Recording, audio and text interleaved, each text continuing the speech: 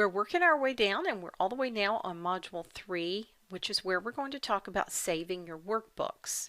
Once you create that new file, you're going to want to go ahead and save it so that you don't lose any of that information. We also read some formulas and we really don't want to lose those. After we save our work, we can always hit the save button whenever we want to go ahead and update that and save all of our work. Let's go ahead and save that particular file we've been working on so that we can find it next time we want to use it. Anywhere in the computer that you're working on a file that you'd like to save, you're going to see there are two options. There's going to be a save and a save as.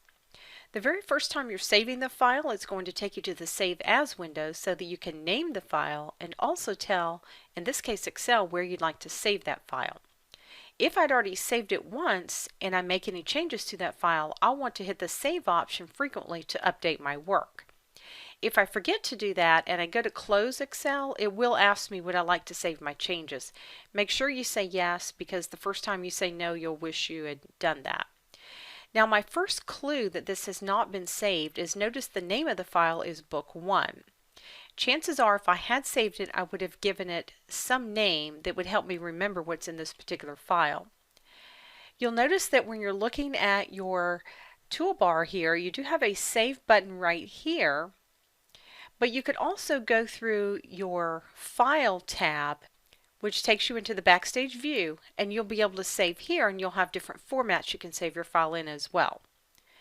You'll notice on this list, here's your save and your save as. I'm going to choose the save as option in this case. The first thing you'll notice is that it will show you any recent folders that you have been working in or any files, and you'll see them listed here. This is our first one, so we don't see anything listed here. The next choice we get is to save this to OneDrive. Now let me tell you what this is.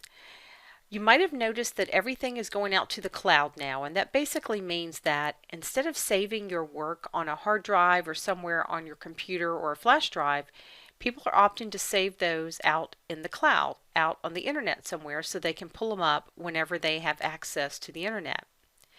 Microsoft has something called OneDrive. It's free. You just sign up for it, you get a username and password, and that way you can save your files there, and if you go on vacation somewhere around the world, you can log into the internet and then be able to pull up your files.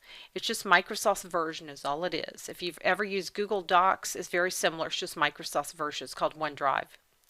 You can choose to save this to your PC, which we're going to do. You could add a place, which has to do with adding a network, but let's talk about Browse for a moment. This is where you're going to save most things. You're going to use the Browse option. Browse allows you to look in your computer and find a place you'd like to save your file. If you decide, for example, that you'd like to save it in Documents, then you can go ahead and give it a name. Now you'll want to leave that .xlsx that you see there. I'm going to call this one my sales report. And as long as I know where I've saved it, then I'll be able to look for it and find it very easily the next time. I'm going to hit save, and now you'll see that my title bar has changed to reflect my sales report. Remember, if I make any change to this, even just a space, Excel is going to ask me if I'd like to save it when I go to close it. So make sure that you actually do that. Now, after I've already made some changes to this, if I want to hit the Save button up here frequently, I can certainly do that, or go back to File and choose Save that way. Either way is going to work fine. It doesn't ask you a thing, it just automatically saves your work for you. Let me go back to File for a moment, and I want you to notice that you're going to have some other options when you're saving. You're going to be able to go down and actually share this. You're going to be able to export this. And I want to talk to you about some of those options, but we're going to do it over in the second part of this particular section, which is where we talk about file extensions and some other things you can do when you're saving your files.